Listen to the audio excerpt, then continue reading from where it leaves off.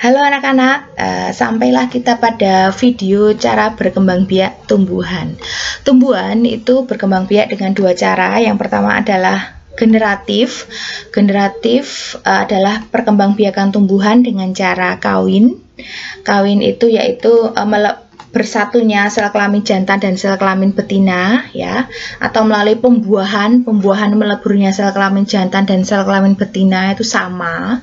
Kemudian yang kedua adalah perkembangbiakan vegetatif atau perkembangbiakan yang tanpa pembuahan atau tanpa kawin. Nah, anak-anak, yang kita akan membahas dulu yang pertama adalah perkembangbiakan generatif atau perkembangbiakan tumbuhan secara kawin atau dengan pembuahan. Nah, pembuahan itu apa? Pembuahan itu meleburnya sel kelamin jantan dan sel kelamin betina menjadi satu, itu namanya pembuahan.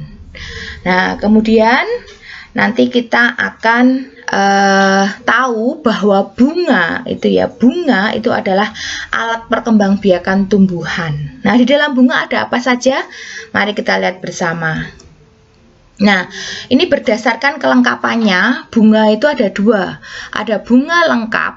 Bunga lengkap itu bunga yang mempunyai semua bagian bunga, mulai dari benang sari, putik, mahkota, kelopak, tangkai, semuanya ya. Semuanya punya, dasar bunga semuanya punya, itu namanya bunga lengkap. Contohnya adalah bunga sepatu, bunga mawar, bunga melati. Kamu pasti pernah melihat ya. Nah, itu adalah gambar contoh bunga sepatu. Nah, yang kedua adalah bunga tidak lengkap, bunga yang tidak memiliki salah satu atau lebih bagian bunga. Contohnya jagung. Ya, jagung kan jelas nggak ada mahkotanya. Mana mahkota bunga jagung, ya kan? Nah, kita lanjut. Nah, ini bagian-bagian bunga lengkap. Anak-anak bisa melihat di gambar itu ya. Mari kita lihat bersama. Di situ ada mahkota bunga. Mahkota bunga itu yang warnanya mencolok sekali untuk menarik lebah, menarik serangga, untuk membantu penyerbukannya. Kemudian ada kepala sari. Nah, kepala sari, dalam kepala sari itu ada serbuk-serbuk sari. Kemudian ada kepala putik, tangkai putik, bakal biji. Ini yang akan menjadi individu baru setelah terjadi penyerbukan. Kemudian ada tangkai bunga untuk menopang bunga, kemudian dasar bunga, dan kelopak. Kelopak ini untuk melindungi bunga ketika masih kuncup. Ya, jadi dilindungi oleh kelopak bunga. Ketika mekar ya kelopaknya udah nggak berfungsi lagi. Ya, itu adalah bagian-bagian bunga lengkap. Nah, sekarang kita ke perkembangbiakan generatif pada tumbuhan. Nah, mula-mula kita ke tumbuhan ya. Tumbuhan mempunyai bunga.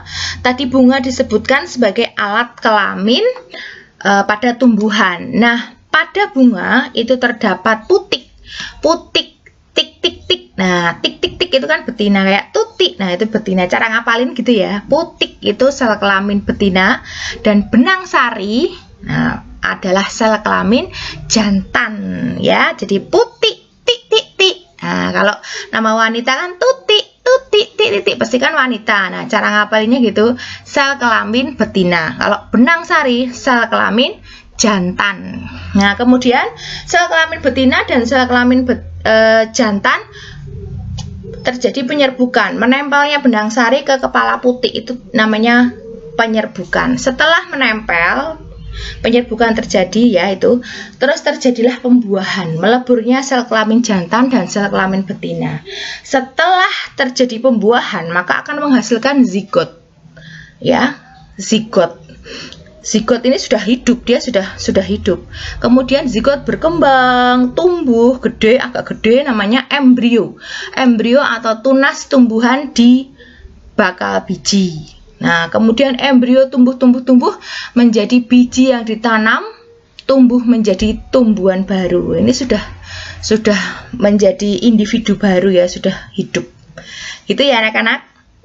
Jadi perkembangbiakan generatif pada tumbuhan itu dari alat kelamin bunga alat kelamin tumbuhan, tadi ada putik dan benang sari, terjadi penyerbukan, terus terjadi pembuahan, terus menghasilkan sigot, tumbuh menjadi embrio, tumbuh menjadi biji yang akan ditanam dan tumbuh menjadi tanaman baru ya. Itu namanya perkembangbiakan generatif. Paham ya?